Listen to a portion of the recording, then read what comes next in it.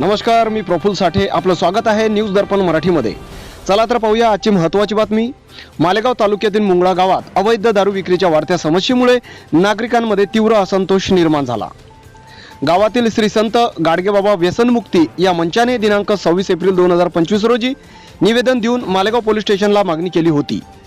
त्यानंतर पूर्तता 30 एप्रिलपर्यंत आशा होती, परंतु या मागणीची पूर्तता न झाल्यामुळे दिनांक 8 मे 2025 रोजी तहसील कार्यालय मालेगाव या ठिकाणी आमरण उपोषण सुरू केले आहे. मुंगळा गावातील दारूबंदी ही कायमस्वरूपी बंद करण्याची मागणी यावेळी मंचाने केली व तसेच मुंगळा गावातील बीट जमादाराची त्वरित बदली व्हावी ही सुद्धा मागणी होती. या गावातील अवैध दारू विक्रीमुळे होणाऱ्या सामाजिक व कौटुंबिक वादामुळे चिंता व्यक्त होत आहे. यामुळे गावात शाब्दिक व हाणामारीचे प्रमाण जास्त वाढलेले आहे.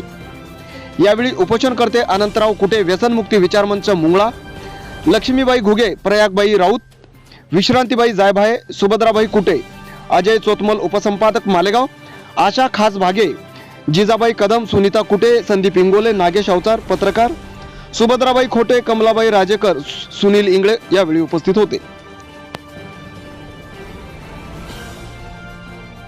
नेमकं असं कशासाठी करता तुम्ही?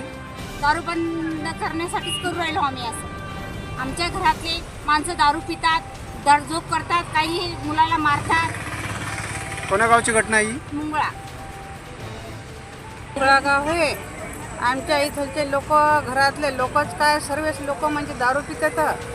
इळभर काम करा, संध्याकाळी घरी या, जेवू देत नाही, सुद्यामतीनं देतील, बायकोंमध्ये की लेकरं दांगडो करतील. बोला काकू, काय सांगणं आहे तुमचं? म्हणणं काय?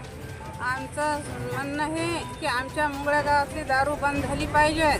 दारू पितात लहान लहान मुलं, पण दारूनं सर्व भानगडी व्हायला लागल्या. आता एवढं लेकराला व्यसनं लागायला लागले, पाया दोष व्हायला लागले संसार लोकांचे. दारू म्हणजे बंदच होईना आमच्या गावात. लय दिवसापासून दारू आहे. आता आम्ही कावलो या दारू.